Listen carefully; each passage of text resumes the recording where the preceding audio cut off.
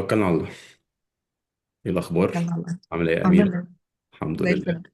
طيب، اول حاجه ورينا البراند بتاعك. اوكي. ماشي. بنمشي ثواني. ماشي. تعالي نشوفه على انستجرام. اوكي. ده الاكونت بتاع ماشي. البراند. بالظبط. حلو قوي. ده الشغل بتاع دي الوينتر كولكشن الشتاء. كوليكشن. ممتاز. واللي قبله بقى ده اللي قبلها الصيف. كولكشن الصيف. اه. انت بادئه الصيف اللي فات مظبوط. مظبوط، بدأ من أول 30/6.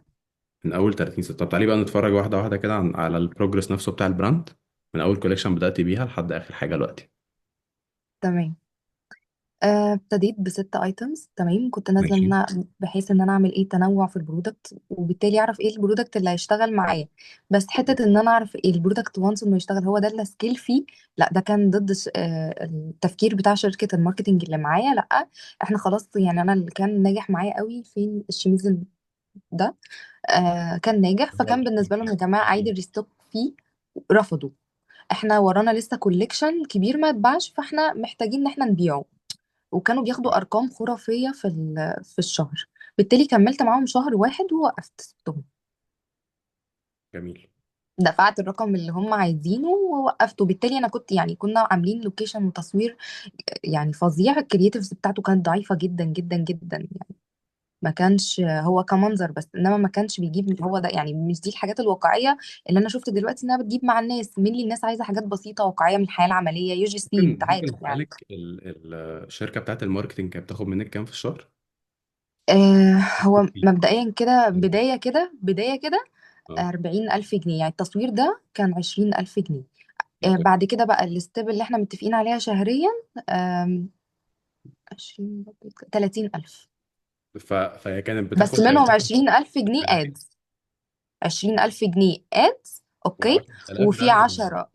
وفي 10 هياخدهم الميديا باير. لا استنى، ده كان لسه في 7.5 للمودريتورز واللي بينزلوا الحاجات دي.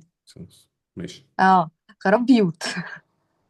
مش بجد. كتير، بس هو على حسب هتقدري تشتغلي في ده زي، بس هنتكلم في الحته دي. انا لسه ستارت اب براند يا جماعه، ما ينفعش كده. هي طيب، دي ممكن الفكره. كملي بقى انت بقى في الفتره دي. في ش- وقفتي مع الماركتنج ايجنسي صح؟ شهر اتعاملت معاهم شهر، دفعت المبالغ دي وشكرا. مم. تمام. كملت انا بقى. قدرت انا اوصل لميديا باير تاني. طبعا ما كنتش عارفه انا اصلا لسه في البدايه. ليه الكريت اصلا انا مصوره فيديوهات كتير قوي يعني عندي غير اللي على البيج. فكنا بنطلع بيهم اد ومفيش اي نتائج كويسه خالص. ممتاز. فلدرجه ان بدانا نشك في البرودكتس نفسها. تمام. اوكي. فكان برضو اللي كمل مبيعات معايا. كنت أول شهر مع الشركة كنت عاملة 13,000 جنيه مبيعات. عن طريق الأيتم ده كنت حاطة السعر بتاعه 1100. فبالتالي قول بايعة 13 برودكت ولا حاجة في الرينج ده. ماشي. كنت بس وقتها وبعدين صارفين مع قد ايه الميد. ادز؟ إيه. كنت وقتها صارفين قد ايه ادز؟ كان وقتها صارف 15,000 جنيه. ماشي. اوكي. وبعدها لما اشتغلت مع ميديا باير تاني، بصراحة هو كان شاطر وكان فاهم، بس كان لسه في الفاشن يعني ما داسش في حتة الفاشن دي. وكان طول الوقت بيطلب مني ايه؟ يو جي سي غير ممتاز. اللي انا عاملاه. فكان كل الناس طبعا بتطلب ارقام رهيبه للفيديوز كل ما اكلم بلوجر او كده. فكنت بنحاول ان احنا ندور على ناس من غير ياخدوا بجفت. لان الشركه التانية كانت قبل ما تمشي كان ده اللي خلاني اوقف بقى. اللي هو تعالي احنا عايزين 5,000 جنيه بادجت لبلوجرز عشان يعملوا لنا فيديوز. يا جماعه طب ما نستخدم الفيديوز اللي احنا لسه عاملينها. فبس ده اللي خلى الاختلاف في الاخر ان انا اوقف معاهم يعني. وانس ان انا مع الميديا باير الجديد اشتغلت كملت بيع من الايتم ده. عملت 28,000 جنيه منه تانية. خلصت الستوك بتاعي منه. وباقي الايتمز بقى حرفيا ما اتحركتش. بس وكان ساعة. وابتديت بقى من أول 10 بحضر للكوليكشن الشتاء. بس أنا عندي دروب دلوقتي إن أنا واحدة مصنعة 200 قطعة من كوليكشن الصيفي كله على بعضه. كنت مصنعة ببادجت قد إيه؟ طبعا المصنع كان تكلفته رهيبة قوي. كنت مصنعة صناعة وتكلفة قماش 200 قطعة حرفيا ب 124 ألف جنيه. زود عليهم 100 ألف كمان ماركتينج. أنا حرفيا سيحت فلوسي كلها واللي خدته يعني. أنا ما فيش، أنا بعيدة جدا عن البريك إيفن، بعيدة بمراحل يعني. انت الكلام ده كان قبل الكورس ولا بعده؟ الكلام ده كان امتى؟ لا، اه. كان قبل الكورس. عشان بس كنت اتفهم. بتفرج، ما انا عشان قلت لك. فاجئتني الوقت. اما انا عشان قلت لك انا دخلت انترنشيب في الاول في شهر 12، كانت بدائيه جدا ما استفدتش بيها، فكان دايما بيطلع لي اعلانات سيجما، فكنت بتابع الستوريز بتاعتك كلها، بس ما كنتش عايزه ادفع فلوس تانية، يا ريتني دفعت. انت عارفه الكلام ده عكس كل حاجه احنا بنقولها يا يعني. ريت. فاللي هو انا شايف ان انت كل حاجه انا بقولها تعملي عكسها. ايه رايك؟ متفاجئ. انا متفاجئ اصلا، ده وقت ما احنا سوا ولا قبلها؟ فالحمد لا لا، لله انت قبلها. طمنتيني. اوكي. فقلت مش هو انا مشهور. ايه كل اللي بعمله بضيع فلوس، استنصح بقى شويه ومش هدفع فلوس تاني في انترنشيب لحد بقى في شهر 10. لا بصراحه انا كان بيفرق معايا جدا يعني الفلوس، انا حاطه الجنيه فين دلوقتي. فلا، حطيت واشتركت معاك، اشتركت متاخر. ولعلمك كان جالك كده استشاره، فقبل ما ابدا مع شركه الماركتينج، ان انا كنت بقول لك ايه يعني، ايه رايك ان انا اعمل باكجينج بوكس ب 150 جنيه؟ جات لك الاستشاره دي وانت رفضتها. حتى وقتها قلت يعني، قمت قايل لهم انا عايزه اساعدها بجد وخليها تكلمني وكده، فانا استحرمت يبقى شركه الماركتنج معايا من 3 4 شهور من قبل ما ابتدي، وجايه اسيبهم في وقت ما انا بعمل لونشنج. فخير مم. بقى. اوكي. طيب بس ممتاز. بعد ودلوقتي انت بقى، اشتغلتي في الكوليكشن بتاعت الشتاء، احكي لي بقى البروسيس مشيت ازاي. بدات بقى بصراحه، يعني وقفت في الفيديوهات عند مرحله التصنيع، يعني اتفرجت على مرحله ده التصنيع كامله. لما دخلتي واتفرجت. لما دخلتي الاكاديمي صح؟ اه. ممتاز. اوكي. تمام. حتى خدت برأيك ان انا دلوقتي، انا برضو كانت مشكلتي دلوقتي ايه هي مشكلتي دلوقتي حاليا فاينانشال ايشو. انا بدأت طبعا من بعد ما انا دخلت الاكاديمي افهم الجيم ماشية ازاي. فمشكلتي فعلا حرفيا هي الفاينانشال ايشوز، ان انا مش عارفه امشي. حتى قلت لك ان انا هتست البرودكتس من قبل ما اصنعها، قلت لي لا ما تعمليش كده. امم. انا بسمع الكلام ما بسمعش الكلام طبعا. فرحت عملت تيست للايتم ده، والايتم ده عندي الحمد لله هو اللي نجح وحقق لي نجاح في الشتاء، بس طبعا يعني مش النجاح اللي هو. بس باقي البرودكتس دي مش مصنعه منها كميات، يعني كنت مصنعه منها كميات بسيطه جدا. اللي هو قد ايه مثلا؟ اتعاملت مع ورشه يعني 10 10، ماشي. فاهم؟ انما ده لا، والجاكيت كنت ده عامله. عملتي منه قد ايه؟ الستوك بتاعي منه كان حوالي 120 قطعه. ممتاز. تمام. ده برضو نفس النظام، رينج 10. فاكر جالك برضو كده كونسلتيشن واحنا في لايف سيشن، كنت بقولك على بنطلون جلد بس انا مسحته من هنا. اه انا فاكر، انا تقريبا موضوع البنطلون جلد اه. ده احنا كنا بنتكلم في لايف ايوه. وقتها. كان ماشي. من اسبوعين بنطلون جلد ده، برضو عملت له تيست وطلعت الاوردرات. كنت عامله حوالي منه 15 قطعه في ورشه برضو. طلعت اوردرات يعني جالي اوردرات كتير عليه، فبالتالي عليها. المرتجعات كنت برجع اطلعها اوردرات تاني. فكانت مشكلته كلها في التلبيس مع الناس. حتى قلت لي انت احنا هتجرب اتكلمنا موضوع في البناطيل الحته وتقولي لي. لما اتكلمنا في حته تقريبا انت كنت بتسالني على حوار الفيت بتاعته صح؟ ايوه. لما قلت لك ما اه. تلعبيش انت في الباترون وحاولي تجيبي باترون حاجه وهشتري. اوريدي جاهزه. حتى انا قمت سالك، قلت لك طب انت قلت لي انا اشتريت حاجات زي كده وناوي اعمل، فقلت لك طب هتعمل ايه برضو ما هي نفس الفيت. انا فعلا كنت جايبه اساسا بنطلون ومشغله مم. عليه في ممتاز. الفيت. فانا مم. مستنيه بصراحه رد فعلك لما انت تعيش اكسبيرينس زي دي، تقول لي ايه نظام البناطيل وبتنجح ازاي حلو، هنتكلم بسبب موضوع في الكلام. المرتجعات دي. طيب بس فانا مني خليني بس اسالك دلوقتي سؤال عشان في مشكلتي. حاجه عايز افهمها قبل المشكله. قول. قول. احنا دلوقتي الجاكيت اللي كان عليه ديماند عالي اللي انت عامله عليه هافر امم. ده يعتبر بعتي منه قد ايه؟ طيب. اوكي. انا بعت منه لحد دلوقتي 75 قطعه. 75 قطعه. ده وان سايز ولا مقاسات مختلفه؟ لا لا لا، مقاسين، فاتحه منه مقاسين. مقاسين. وعايزه جالي يعني في اوردرات كتير اتكنسلت عشان لما رجعت اعمل ريستوك ما لحقتش. ممتاز. طيب. اوكي. وفي ناس كانت بتطلب مقاس اكس لارج، يعني بنسبه 50% كانسليشن الاوردرز كان بسبب ان انا التاخير في التوصيل، و25% بسبب المقاس الثالث اللي هو الاكس لارج بس. ماشي. و25% تانية من الريفاندز كانت بسبب ان هم عادي العميل غير رايه. ماشي اوكي. ليه بالكاميرا وتعالي نتكلم بقى. م- طيب اوكي زي الفل. دلوقتي انت في الجاكيت ده مم. صرفتي عليه ادز صح؟ اه. صرفتي عليه ادز قد ايه؟ صرف عليه ادز 28,000 لحد النهارده. وعامله سيلز بكام من الجاكيت ده؟ اوكي.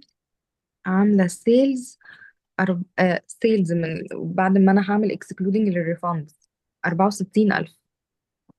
64000 ليه؟ جنيه عشان انا مش مثبته التسعير عليه، لان حصلت لي مشكله دروب كده في الاول. مره بعته بخساره ب 700، ومره رفعت السعر ل 1000. ففي مشكله في التسعير طيب شويه. هنتكلم على جزئيه التسعير، بس انا عايز افهم بس حته انت الجاكيت الواحد بيكلفك قد ايه عشان يتباع؟ فاحنا بنتكلم انت عامله اوردرز ب 64000، مظبوط. اه، من يوم وصرف عليه الحاجات. ادز قد ايه قلتي؟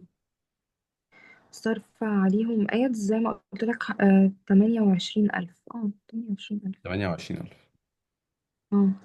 طيب فانت كده الريتيرن على الاد سبند بتاعك، يعني كل جنيه بتصرفيه في الادز بيجي لك قدامه حوالي 2 جنيه و2 من 10. فدي نسبة قليلة قوي. بس خلينا نفهم حاجة تانية دلوقتي. خلي بس الرقم ده مبدئيا في دماغك، وده رقم مهم قوي طول الوقت ببص له، وانا عايزك تبصي له وانت شغاله على البيزنس بتاعك طول الوقت. الريتيرن على الاد سبند.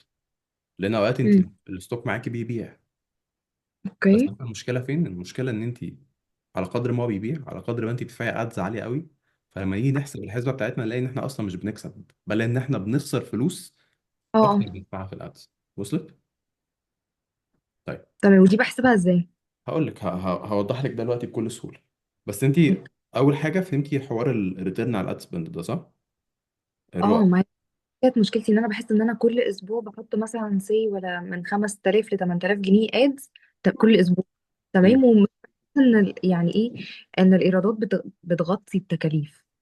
بتحسي انت ما بتكتبيش اي حاجه. اه، بحس ان انا عماله احط فلوس، عماله احط فلوس، ومش يعني يا ريت بس الايرادات تغطي التكاليف. دي مشكلتي. يعني بحس ان انا بجيب رقم في الاخر سيلز عالي وخلاص. اوكي، هقول لك على حاجه جميله قوي. انا اول امم. حاجه بحسب الرؤس بتاعي ريتيرن على سبند. طب انا ده بحسبه ازاي؟ الحسبه بتاعتي عامله ازاي؟ الحسبه بتاعتي بسيطه قوي. ان انا رقم واحد بشوف المبيعات اللي انا عاملها، النت الصافي. ماشي. ماشي. زي ما انت قلتي لي عامله مبيعات ب 64000. رقم اتنين بشوف الفلوس اللي انا صارفها في الاعلان، وبقسم الاثنين على بعض. حلو. امم. فاحنا دلوقتي لما عملناها صح، اوكي. قسمنا ال 64 تقريبا على الحاجه و20، طلع لنا 2.2 من 10. فاحنا كده بالنسبه لنا قدرنا نحسب ماشي. الريتيرن على الاد سبند بتاعنا عامل ازاي. طيب دي نسبه قليله. اوكي. تعالي بقى نحسب حسبه تانيه. تعالي نحسب الكوست بير بيرشيس. معناها ايه؟ ماشي. معناها القطعه اه. دي بتقف علينا بكام عشان نبيعها. لما ماشي نحسب ده نبدا نفهم بقى احنا القطعه بتاعتنا الى جانب التصنيع بتاعها بتكلفنا قد ايه عشان تتباع، امم. ونماينس ده من سعر القطعه الكامل او من سعر البيع الكامل، فنشوف احنا اصلا كسبانين ولا خسرانين. وصلت؟ ده ايوه، بأبسط ايوه. شكل ممكن نعمله. طيب ماشي. احنا دلوقتي بايعين كام قطعه بال 28000 جنيه دول؟ قصدي بال 28000 جنيه ادز باين كام قطعه يعتبر؟ قطعة. كام؟ 75 قطعة. حلو قوي. يبقى انا هبدا اقسم ال 28000 بتوعي على ال 75 قطعه. فانا هيطلع اوكي. لي زي ما انت شايف كده 373. تمام. معنى ده ايه؟ معنى ده ان انت اوكي. كأنك بتصرفي امم. 373 جنيه على القطعه علشان تتباع يلا. من افريج. انا دلوقتي ملاحظ صدمه على وشك. مم. تنترارا. طيب، وهقول لك الحل قريب ما تقلقيش، يعني هقول لك الحلول وازاي تحلي المشكله دي وازاي الموضوع بسيط ان هو يتحل. تمام. بتصنعي مم. بكام؟ تصنيع بالباكج. الايتم ده واقف عليا تصنيع، تكلفة قماش بس وتصنيع. اه. تكلفة قماش وتصنيع 400. بالباكجينج. هو علق ولا ايه؟ انت ممكن النت عندك بطيء شويه. ثواني، هو علق. يعني لا، يعني شغال بشكل كويس. الباكجينج سامعني كلفه كده؟ كام؟ اه سامعك. بتقولي ايه؟ اوكي، الباكجينج دلوقتي، لا انا غيرت الباكجينج بتاعي خالص. الباكجينج دلوقتي ممكن يكلفني في حدود 60 جنيه. 60. غيرته، انا كنت بعمل بوكس ب 150 جنيه. امم. اوكي 60 زائد 400. اوكي فاحنا اجمالي التكلفه علينا دلوقتي 833. ماشي. بنبيع بكام بقى؟ امم. ب 1000 صح؟ ماشي. قلت لك ان انا دلوقتي ب1000. اه، بس مش كل ال 75 قطعة متباعين ب1000، ده حاجة و40 قطعة منهم متباعين ب700. تمام، والجزء الباقي ب1000. حلو. فاحنا بس بنبص على اللي جاي. انت قبل كده كنت بتخسري طبعا. انت مش بس بتخسري، انت كمان بتدفعي 130 جنيه زياده عشان تبيعي. امم. وصلت؟ يعني انت امم. بتطلعي الحاجه وبتطلعي معاها فلوس للناس 130 جنيه. فانت شغاله لله، وده ما هو انا غلط. كانت عندي مشكلة. اللي خلاني اسعر التسعير ده، انا كنت نازله على التسعير ب 1300 جنيه، وكنت عامله تيست على الرقم ونجح. بس هي اوكي. الفكره كلها ان ان الشخص المورد اللي انا جايبه منه العينه، تمام خلاص راح اخد منه التوب بقى، تمام بعت حد خد التوب وداه المصنع، هو نفس اللي انا شغاله عليه، ببص لقيت الخامه ماتيريال غير الماتيريال السويد الشمال اللي انا شغاله بيها، ماتيريال تانية، ماتيريال ترنجات. فطبعا كان لازم ان انا انزل في سعره عشان ما الاقيش مرتجعات عاليه، قيمه بالسعر. بس وايه فده قال لك القرار ان اللي السعر ده خلاني الناس اخده مش يعني. هتاخد بيه، فاهمه؟ يعني السعر بتاع 1300 ده الناس مش هتشتري. واتباع. انت عندك النت بس بيقطع جامد. انا اقول لك على حاجه حلوه. كده. طيب، فانا بقول لك احنا برضو يعتبر ما عملناش تيستنج للسعر بتاع 1300 بالماتيريال الجديده، هيتباع ولا لا. وانا شايف ان انت لو كنت اشتغلت عملت، وكان الديماند عامل ازاي، قولي لي. وقف البيع، وقف، عملت ب 1300، نزلته ل 1200، نزلت ل 1100، اخر حاجه بقى نزلته ل 1000. وصممت البيع قل، يعني كان في الاول بيجي لي بال 700 جنيه ده يجي ولا 20 اوردر في اليوم، يعني أنا اصلا ما كنتش ملاحقه.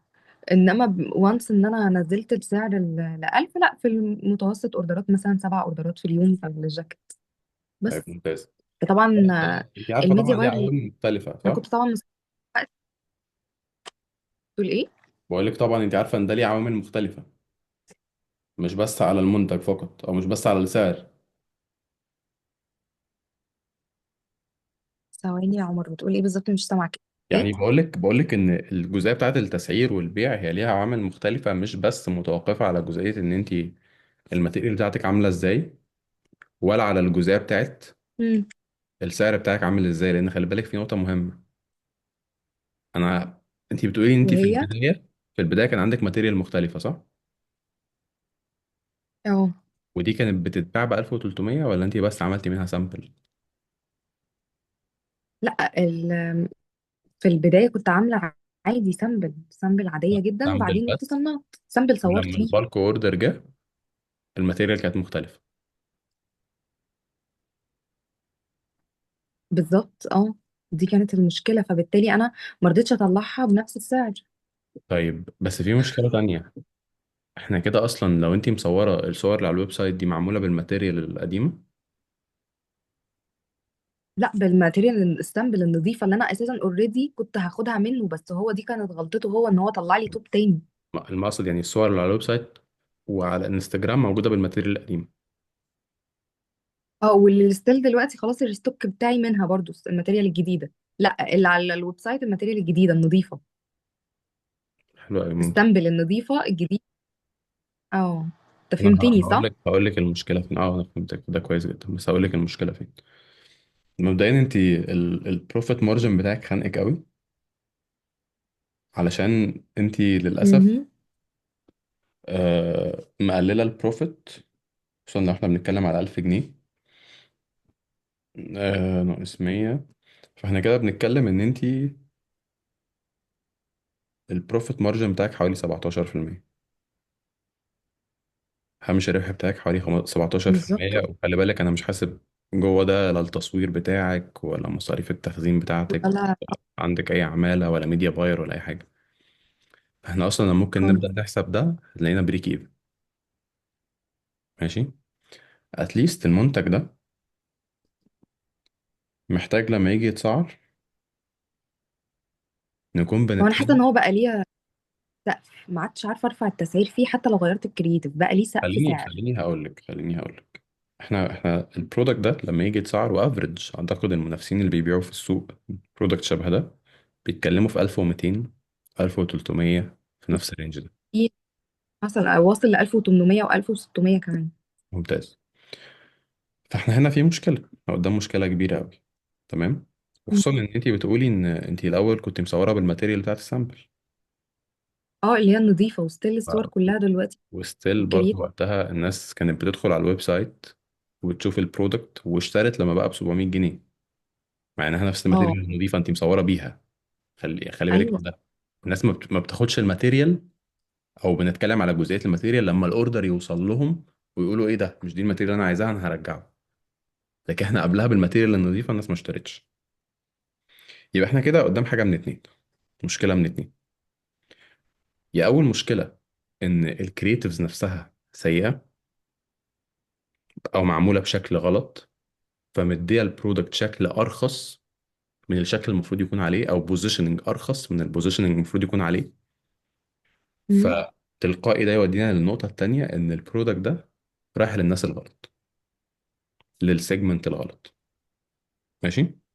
وده بالتبعية ايوه يجيبنا لحاجة تالتة، إن إحنا ممكن لو البرودكت رايح للسيجمنت الصح، وإحنا حاطين إفورت مرعب في الكرييتيفز اللي إحنا بنعملها، إن البرودكت نفسه ما عليهوش ديماند، فإحنا مضطرين نخسف في سعر الأرض علشان نبدأ نبيعه بالشكل ده.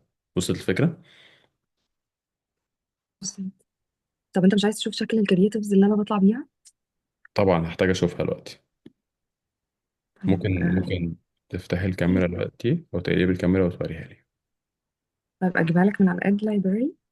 يا ريت أو خليني طب هفتح أنا ثواني. من الآد لايبراري وأشوف. ماشي. ماشي. اوكي.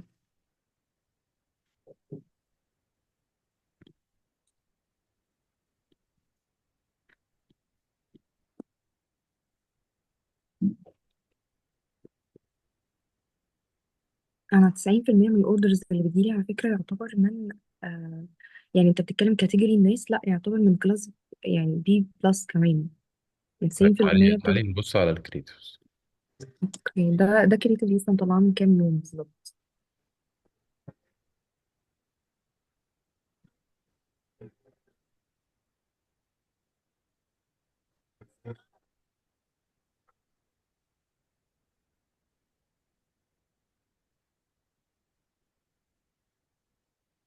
بس بساوند مختلف. مهم. لا، في حاجة مختلفة شوية.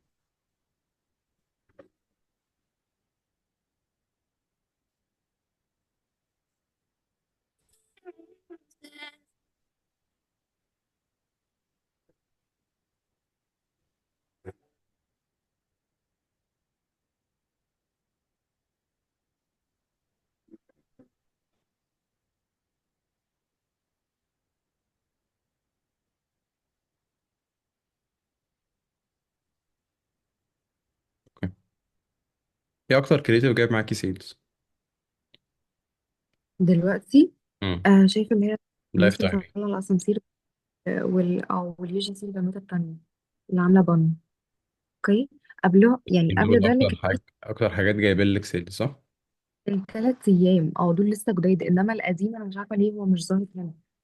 بس انا بس عندي ممكن. سؤال في الاثنين دول، احنا بنتكلم ريتيرن على الاد سبند قد ايه؟ الرواز بتاعهم قد ايه؟ عندك خلفيه ولا لا؟ ثواني كان فرنج. ثواني افتح لك بس الداش. يا ريت. عشان ده بالنسبه لنا هيبقى مهم قوي نفهمه، خصوصا لو انت مشغله ده بقالك 3 ايام بس.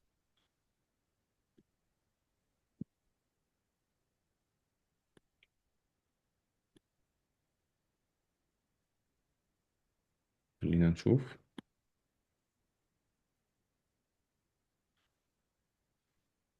وانا عايز اعرف اكتر منك، انت بتصوري كرييتيفز كل قد ايه، او ايه الافكار اللي بتجيبيها عشان تعملي بيها كرييتيفز؟ بصور كريتيفز كل قد ايه؟ يعني انا صورت كريتيفز جديده دي الاسبوع اللي فات، واول ما البرودكت نزل اوريدي برضو في اخر 11 كنت عامله كريتيفز. فانت بس صورتي مرتين؟ اوكي. مرتين. يعني طلعت اكتر من كرييتيفز مرتين مع ثلاثة بلوجر اهو، طلعت اكتر من كرييتيف. بس الكرييتيف الاولاني هو اللي ده اللي كان ناجح معايا. ثواني. طيب تعالي نشوف الريتيرن على اد سبند.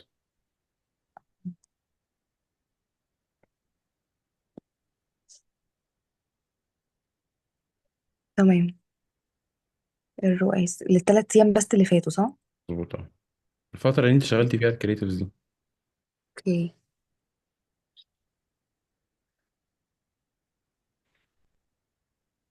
بنتكلم في 3.7. 3.7. واللي تحته 4 4.3 صح؟ صح؟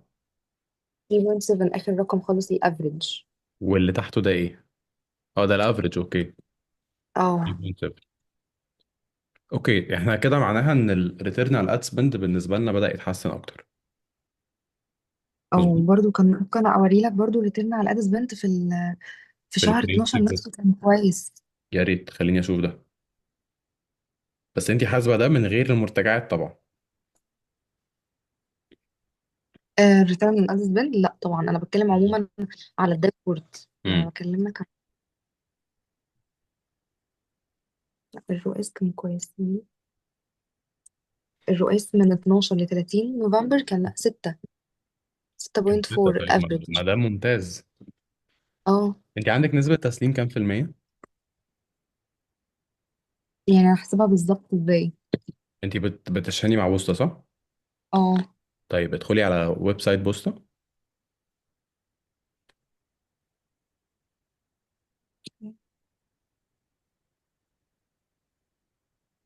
والريتيرن والكلام ده كله بيحصل مع بوسطة صح؟ امم طيب بتعامل مع بوسطة على فكرة. يعني شركة الماركتنج دول كانوا رافضين بوسطة من أول يوم. أنا ما فيش شهر ما قدرتش أتعامل مع الناس العادية وتعاملت مع بوسطة. ممتاز. طيب انا عايزك وبعدين تدخلي على الإحصائيات. ايوه. اه اوكي. ماشي، هتنزلي اكتر. ايوه، هتلاقي نسبة نجاح توصيل الاوردرات. انت عندك السكسس ديليفري ريت 64%، او تعالي نقول 54%. اوكي. وده نسبة قليلة جدا.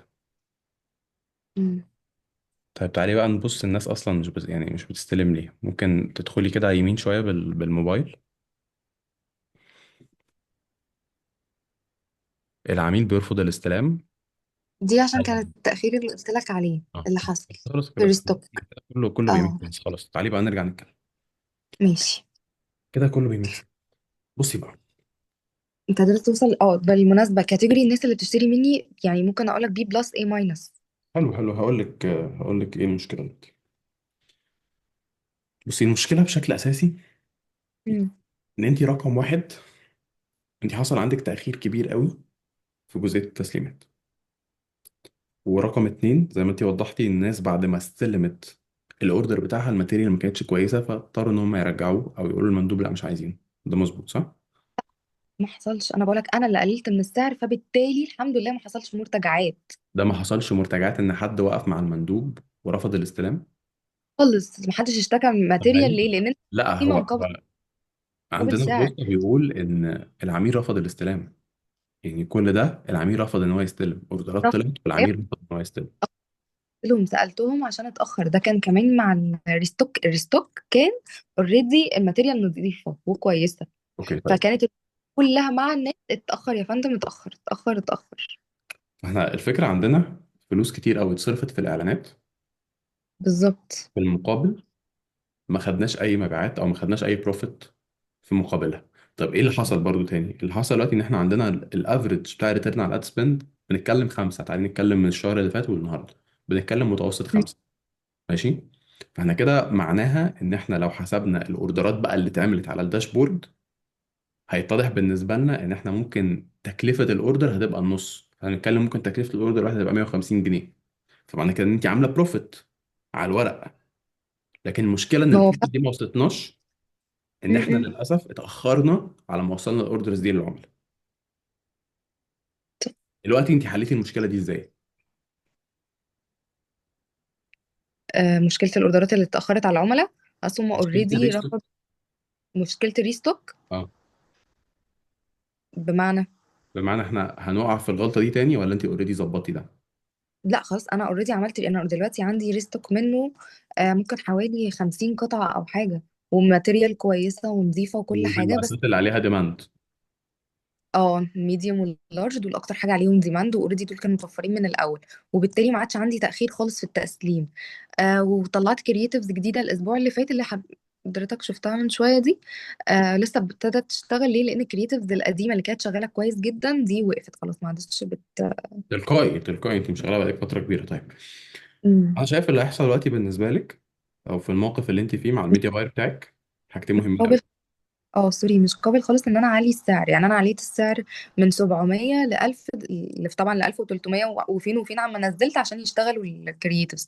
والميديا باير قالت لي ان هم الناس مش هتقبل ان هم دخلوا هنا، ولقوكي عملتي جاب كبيره قوي بين التسعير القديم والتسعير الجديد، فليه رفعتي القيمه كده؟ فهي الفكره بقى كلها ان انا يعني بفكر ان انا تست ببرودكت جديد التسعير بتاعي بقى الاصلي. مش كده، انت اوريدي البرودكت ده بيبيع معاكي كويس، اوريدي الارقام بتقول لنا ان انت الريتيرن على الاد سبند لو انت كنت وصلتي الاوردرات دي كنت انت هتبقي كسبان. اللي هيحصل مم. دلوقتي حاجتين مهمين قوي. اول حاجه هتبداي ترفعي التسعير تدريجيا، مش مره واحده، مش هتروحي من 1000 ل 1300 مره واحده. تبداي ترفعي التسعير تدريجيا، بمعنى ان احنا النهارده بنبيع ب 1000 صح؟ مم. عايزك بكره تكوني بتبيعي ب 1100، من 1050 ل 1100 في الرينج ده. ماشي. اوكي. اللي هيحصل ايه؟ اللي هيحصل ان الهامش ده هيديكي مساحه ان انت رقم واحد تكسبي. دلوقتي مش بتكسبي، خلي بالك، لا. يعتبر مش بتكسبي، خصوصا بعد آه. مصاريف الميديا باير والكلام ده كله، انت بتصرفي لسه على البيزنس من جيبك. فاحنا حتى لو مش بنبيع ده هيبقى احسن لنا لو انت اوكي، واقفه الميديا بقى، بتبيعي. انا ما رفعتش السعر لان كل ما بترفعي السعر الطلب مش يعني اوريدي ما بيجيش اوردرات وبتوقفي البيع. هنيجي فهي في ضد الحاجة دي دلوقتي. انا بس يعني انا بتكلم كبزنس وايز، انا مش بتكلم كميديا باير او كده، لان هو تلقائي الميديا باير هو عايز ياخد فلوس وعايز يجيب لك اوردرات. بس اوكي. الحته المهمه دلوقتي، ودي مشكله اي مم. ميديا باير بيشتغل، هو جايب لك اوردرات بس السؤال هل احنا بنكسب ولا لا؟ بس لا. البراندات بتقع فين بقى في الحته دي؟ ان احنا بنيجي نبص، اوكي انا عامل سيلز في الباك اند، انا كسبان مش كسبان؟ لان انا مش بحسب كل الكلام ده، مش بحسب كل التكاليف دي، ولما حسبناها دلوقتي اكتشفنا ان احنا اصلا بالشكل اللي احنا ماشيين عليه احسن لنا ما نبيعش، لان احنا بندفع من جيبنا عشان البرودكتس دي تتباع. وصلت؟ فانت مم. انت مبدئيا محتاجه ان انت ترفعي سعرك على الاقل من 50 ل 100 جنيه. ده رقم واحد. رقم اتنين، وده بالنسبه لي الاهم بكتير قوي، ان انت محتاجه تتست كرييتيفز اكتر بكتير قوي من اللي انت شغال عليهم دلوقتي. بمعنى، للاسف الانستجرام بتاعك الكرييتيفز اللي عليه ككواليتي، كتصوير، كبوزيشننج من مش احسن حاجه اللي خالص. على البيج اللي على ادز. الانستجرام، انا بتكلم معاكي بدايه من الانستجرام. اللي على الانستجرام مش اوكي. احسن حاجه. البنت وهي في باك جراوند لونها ابيض ولابسه الجاكيت ومش عارف ايه، ده ككرييتيفز وكطريقه تصوير وكدايركشن للبراند محتاجه تتحسن.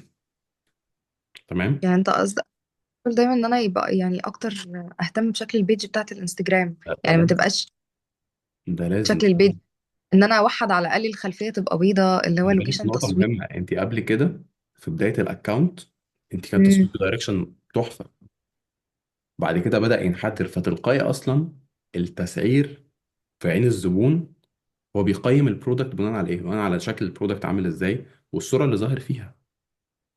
نفس الجاكيت ده لو خدناه وحطيناه في العتبه دي مش هتديله 500 جنيه، لو خدناه مم. وحطيناه في لاكجري ستور انت هتاخديه ب 20000 جنيه. وصلت؟ هي بس جزئيه البوزيشننج بتاعك انت عاملاه ازاي، التصوير اللي في الاخر او التصوير بتاع الجاكيت ده رقم واحد مش احسن حاجه كستايل. مش بقول لك كده ان انت اوكي. النهارده تاخدي الجاكيت وتروحي تصوريه تصوير بروفيشنال، مش بقول لك ده، بقول لك بس بعد كده تبداي تركزي ان انت البروفيت اللي تجيلك تعيدي التصوير تاني بشكل احسن. ده رقم واحد. رقم اتنين، تمام. وده يعني اوبفيسلي هو فارق معانا دلوقتي في السيلز، ان انت لما طورتي الكرييتيفز بدأ يبقى عندك سيلز اكتر، وبدأ ان الريتيرن على الاد سبند يتحسن، خصوصا احنا بس 3 ايام شغلنا الاعلان. اه. وده انا شايف ان هو يتحسن اكتر واكتر. بنفس الطريقه دي محتاجه تعملي كرييتيفز اكتر. بمعنى، اوكي.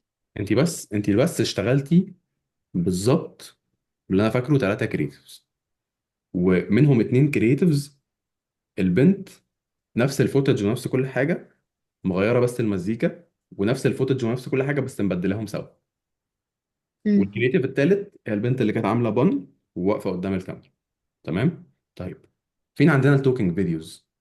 فين الشخص اللي بيتكلم وهو ماسك البرودكت وبيتكلم عن البرودكت وعن الكواليتي؟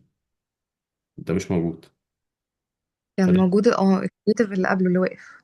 طيب وبقى معاكي كويس في وقتها؟ ما هو ده اللي كان جايب الاوردرات. اه. طب ليه ما بنكررش ده تاني؟ لأن ده اوريدي ناجح، ليه ما اه. بنكرروش تاني؟ فاهماني؟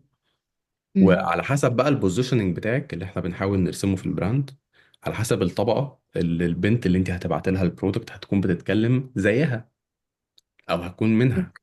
فاهمة؟ مم. فتلقائي مثلا لما ابعت، ده بغض النظر عن مفيش طبقية بتكلم فيها بس بتكلم كبزنس، لما ابعت ده مثلا لبنت قاعدة في مثلا في التجمع، غير لما ابعت ده مثلا لبنت في منطقة شعبية، الطريقة بتاعت مم. الكلام والمكان بتاع التصوير والكلام ده كله بيفرق في سعر المنتج. فتلقائي وقتها لما انا اكون العميل بيروح على ويب سايت، الويب سايت ده بيطلب منه 1500 جنيه مقابل البرودكت، هو اوريدي مرسوم في دماغه الصوره الذهنيه بتاعت ده. اديكي مثال صغير. مثلا الكورس مثلا ب 7000 جنيه، ماشي، مثلا. تمام. لو انت جيتي اوكي. تاخدي مني الكورس ده، او تعالي اقول مثلا انا كعمر الكونسلتيشن بتاعتي مثلا ب 10000 جنيه مثلا، وانت جيتي عشان تاخدي مم. معايا كونسلتيشن، انت جايب عربيه مرسيدس وانا جايب عربيه دايو، عربيه موديل 2000، هل ده معناها ان انا استحق الفلوس اللي انت هتدفعيها لي دي، ولا انت هتبقى حاسس ان انا نصاب؟ هو انت لو فهمت. بتاخد ده او يعني لو دي قيمتك كان زمان، ده هيرفلكت في عربيتك وفي ساعتك وفي شكلك وفي هدومك، صح؟ نفس مم. القصه بالظبط، فكري فيها بقى بالشكل ده. العميل طالما هيدفع لك فلوس هو برضه بيحاول يربط الصوره الذهنيه بالفلوس اللي هيدفعها. فما ينفعش مثلا تمام. نطلب من العميل ده 1300 جنيه، وفي نفس الوقت الصوره الذهنيه اللي احنا مصدرينها له تصوير مثلا الكواليتي بتاعته مش احسن حاجه، زي التصوير اللي حاصل في الاستوديو، الكواليتي مش احسن حاجه، البوزيشنز مش احسن حاجه بتاعت الموديل، الكواليتي نفسها بتاعت الشوت كاضاءات وكده مش احسن حاجه. فهيقعد يفكر مره واثنين وثلاثه هل ده يستحق الفلوس دي ولا لا، على خلاف ان انا هظهر له بنت في نفس البوزيشننج ده زي التصوير القديم بتاعك، صح؟ مم. طيب، ده جزء. الجزئيه الثانيه بقى حته الكريتيفز، انت محتاجه تشتغلي بانجلز مختلفه زي ما قلت لك. رقم واحد التوكينج فيديوز، محتاجه حد يكون بيتكلم بالاكسنت بالطريقه بالشكل بتاع التارجت اودينس اللي انت عايزه تبيع له. اوكي. وهتحاولي تاخدي بالك من كذا نقطه صغيره وانت بتعملي توكينج فيديو. اول حاجه، التوكينج فيديو ما يبقاش بالطريقه القديمه بتاعت يا جماعه انا النهارده جايبه لكم جاكيت، او يا جماعه في براند بعت لي جاكيت من مش عارف ايه وهوريه لكم، بجد شكرا ليكم ان انتم متابعيني. بنقعد 15 ثانيه لحد ما البرودكت يبان. لا، مش عايزين كده. عايزين الفيديو يبدا انا هعمل دلوقتي ستايلنج للجاكيت ده، الجاكيت ده وصل لي من براند كذا، وحرفيا 3 ثواني 4 ثواني هي بس بتتكلم، وبعد كده بتعمل ستايلنج للجاكيت مم. عشان الاتنشن بتاع الناس. وكل ما تمام. تجربي ده كتير كل ما هتبقي اشطر فيه. ولما تعملي ده، الطريقه اللي انا مم. بعمله بيها ان انا باخد ريفرنس، بمعنى بدخل على البراندات اللي بتعمل ده، البراندات اللي بتنافسني، ببدا اشوف مم. بيعملوا ده ازاي، ببدا اشوف البرودكت ظاهر في اول كام ثانيه، ببدا اشوف الشخص اللي اتكلم قال ايه، ليترلي قال ايه وورد باي وورد، ببدا اشوف الكول مم. تو اكشن ايه في الاخر ايه. ادخلوا دلوقتي اشتروا على من الويب سايت. بعمل ايه بعدها؟ بكتب سكريبت للشخص اللي انا هبعت له البرودكت. تمام. فاهمني؟ المشكله مم. بقى البراندات بتعملها ايه، ان هو ياخد البرودكت ده ويقوم باعته للكونتنت كريتور او للانفلونسر او ايا يكن، وعيش حياتك اعمل لي مم. فيديو بس وانت بتتكلم. هو مش فاهم بيع، هو مش فاهم كونفرجن ريت، هو مش فاهم الريتيرن على الاد سبيند، هو مش فاهم الاتنشن سبان بتاع الناس، مش فاهم ده. هو ياخد مم. البرودكت يقعد يتكلم نص ساعه عن قصه حياته. انت مش عايز ده، هتكتبي سكريبت وورد باي وورد للشخص اللي انت هتبعتي له المنتج، ماشي. اوكي. طبعا هتشغلي عليه ادز بالطريقه بتاعتك ومع الميديا باير بتاعك، ماشي. ده رقم واحد. تمام. رقم اتنين ككرييتيفز ممكن تشتغلي عليها، وده يعني كنت امبارح برضو في كونسلتيشن، والبنت ما شاء الله الكرييتيفز دي جايبه معاها بشكل جنوني. هي الكرييتيفز بتاعت ازاي تقدري تعملي ستايلنج للبرودكت ده بطريقتين مختلفتين. اه. فبرضه نوع كرييتيفز ممكن تشتغلي عليه. فده اوكي. انترتيننج اصلا بالنسبه للناس، ماشي. تمام. طيب، ايه تالت نوع من الكرييتيفز ممكن تشتغلي عليها؟ ممكن تشتغلي على ليميتد تايم اوفر، ويبقى ده ظاهر في الكرييتيف بتاعك، وتبقي عامله ليميتد مم. تايم اوفر حقيقي بمناسبه مثلا نهايه السنه. فيبقى مثلا الاوفر ده موجود ل5 ايام، مم. ماشي. طيب، ممكن نشتغل على كرييتيف ثانيه ايه؟ ممكن نشتغل على احنا اتكلمنا في ستايلنج فيديوز، احنا اتكلمنا في توكينج فيديوز، او ازاي تقدر تستايل الحاجه دي بشكلين مختلفين، اتكلمنا في توكينج فيديوز، اتكلمنا في الاوفرز اللي ممكن نعملها. ممكن نعمل حاجات فيها لايف ستايل، صور بقى من لايف ستايل من واحده اشترت عندنا البرودكت ومتصوره بيه. وحاجه زي دي ممكن تعمليها بشكل بسيط عن طريق ان انت تعملي ريتش اوت للناس اللي اوريدي اشترت من عندك قبل كده، وتروح اوكي. لهم ان هم ايه رايك تعمل لنا كذا كذا كذا كذا. تمام. مم. ممكن تعملي بقى مقابل ده حاجه تحفه قوي في المقابل. تمام. الا وهي ان انت طبعا لو جاء انت اكيد ناس بتبعت لك على الانستجرام عايزين البرودكت ده مش عارف ايه، واكيد بتشوفي رسائل وبتشوفي البروفايلز بتاعتهم. وليكن مثلا اه. ان فلانه عملت اوردر من عندي وبتتصور بشكل اوكي. ده، الاوردر وصل لها مبسوطه بيه قوي، تبداي تعرضي عليها طب ايه رايك تعملي لنا كونتنت بالجاكيت، والمقابل ده هنبعت لك جيفت من الكوليكشن بتاعت الصيف اللي واقف عندك، فهمتك. اللي اوريدي اصلا سعر تصنيعها واقف عليكي ب 200 300 جنيه. مم. هيبقى ارخص بكتير قوي مما تجيبي كونتنت كريتور تبعتي له 200 أو 2000 3000 جنيه عشان يعمل لك كونتنت. وصلت الفكره؟ وصلت اه. هيبقى انت حرفيا شغاله كول ماشين. مم. اي عميل بيطلب من عندك بتشوفي الستايل بتاعه عامل ازاي، بتبعتي له جيفت. حتى لو هتعملي ده على واتساب وتبعتي للعملاء كلهم ان احنا دلوقتي مم. عاملين اوفر كذا كذا كذا لمده مثلا اسبوع، لو عملت لنا كونتنت بالشكل ده، وتبعتي لهم ريفرنس بعترف. للكونتنت اللي انت عايزاه. ما تخليش، بصي، شوف كده زي ما احنا بنعمل في الكورس، احنا ما بنخليكوش تفكروا صح، اللي هو كده، هي كده بتمشي بالشكل ده.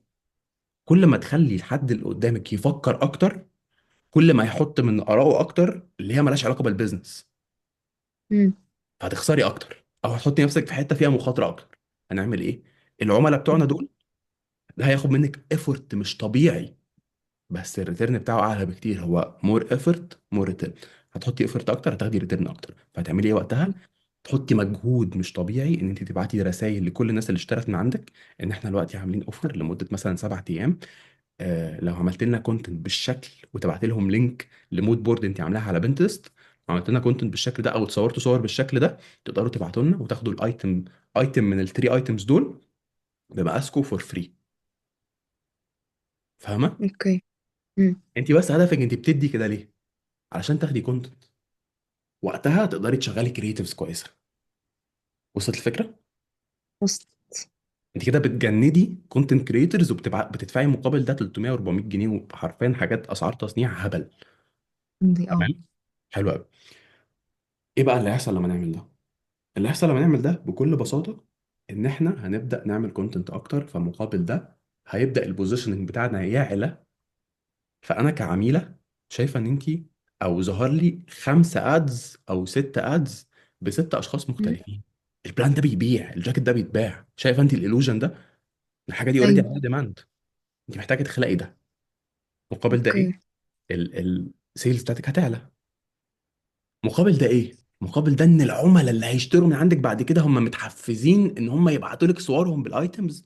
هم ما يعرفوش ان انت بتعملي حاجات ببلاش، بس هم بيشوفوا ان انت بتعملي بوستنج لناس اوريدي اشترت من عندك بهاشتاج مثلا معين، فهم مبسوط مم. والبراند ده عامل كولابريشن معايا. دي حاجه روشه موت أيوة. بالنسبه لي كعميل. وصلت الفكره؟ وصلت. فانت العملاء عايزين يشتروا من عندك، وبعد ما يشتروا كده كده هيبعتوا لك كونتنت مم. ان هم عايزين يبقوا جزء من ده.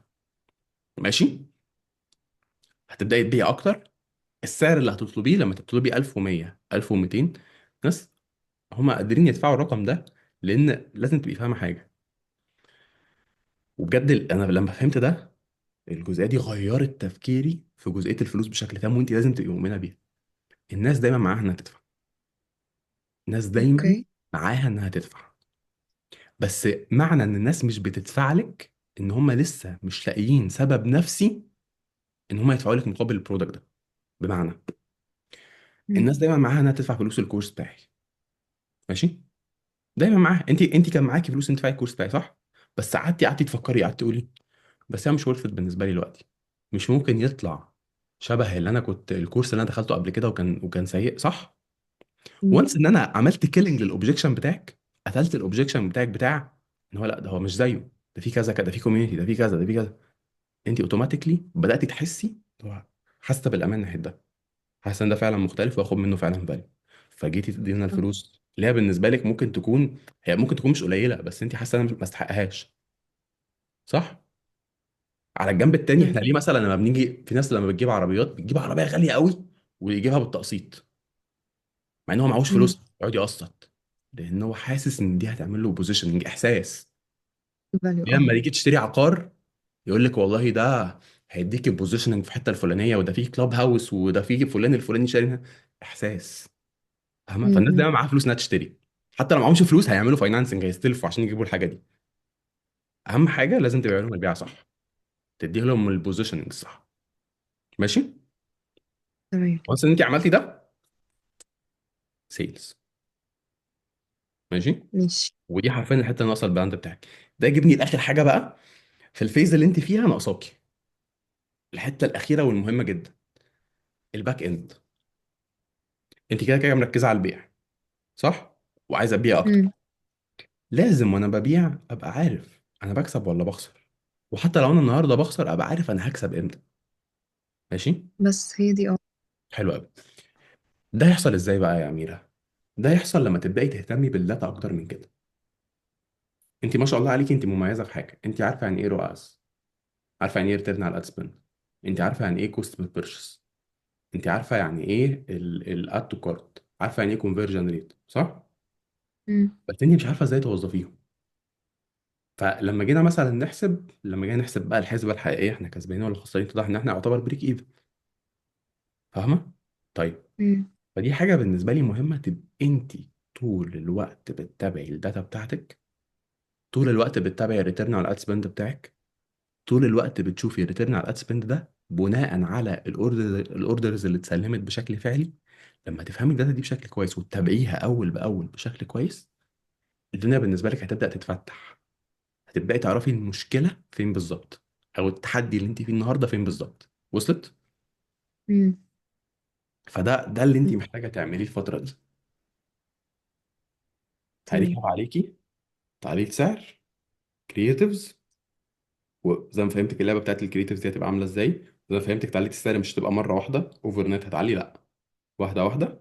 ومن الكرييتيفز هتحاولي تخلقي كوميونتي حواليكي الناس كلها بتلبس نفس الحاجه دي.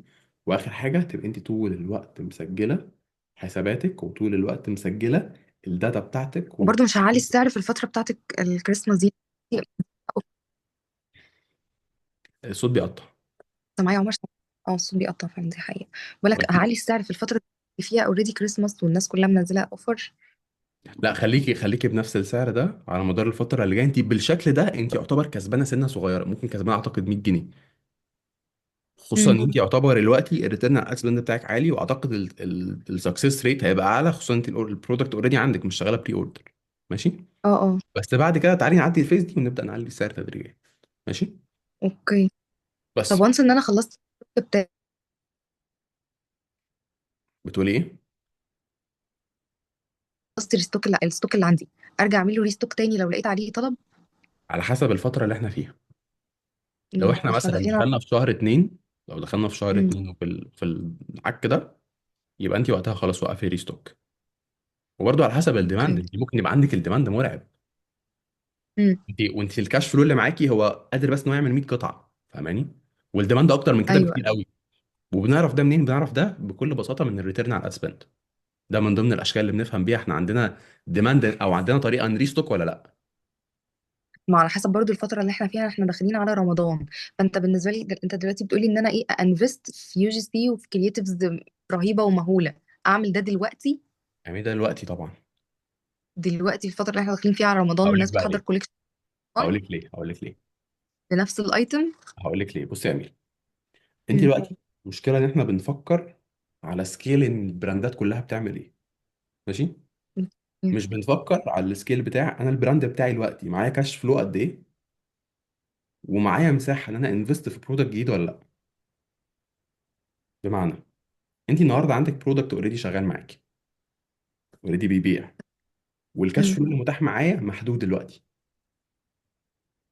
فهل هوزع الكاش فلو ده على ان انا اروح انفست في برودكتس تانية وتست واشوف ايه اللي ناجح فيها ولا لا، او ايه اللي عليه ديماند فيها، وبعد كده اروح اريستوك منه في موسم هو اوريدي ضيق وانا لسه ببدأ البيزنس بتاعي، ولا ابيع من اللي بيبيع معايا ده كويس واعمل منه فلوس عشان لما يجي رمضان اللي بعد اللي جاي يكون معايا كاش فلو اتليست مليون جنيه، فاقدر احط منه 300 الف جنيه في الحته بتاعت رمضان، وعندي 700 الف جنيه باقيين عمال اري انفست في الكولكشن اللي بيبيع معايا. اوكي، فهمتك. فانت ما تفكريش فيها بالطريقه بتاعت هو كلهم بيعملوا ايه دلوقتي، فكري فيها بالطريقه بتاعت انا معايا قد ايه دلوقتي، والقطع اللي معايا امم. قد ايه، وعايز ابيعها امتى عشان اكسب فلوس. بمعنى، فكري فيها انت النهارده معاكي 50 قطعه، صح؟ مثلا. اه. يعني عارفه انت محتاجه ايه؟ محتاجه 50 بني ادم تبيع له فقط لا غير. فتاخدي ال 50,000 جنيه بتوعك وتروحي تعملي ريستوك ل 100 قطعه مثلا، فهتبيعي بس ل امم. 100 بني ادم، رقم قليل جدا.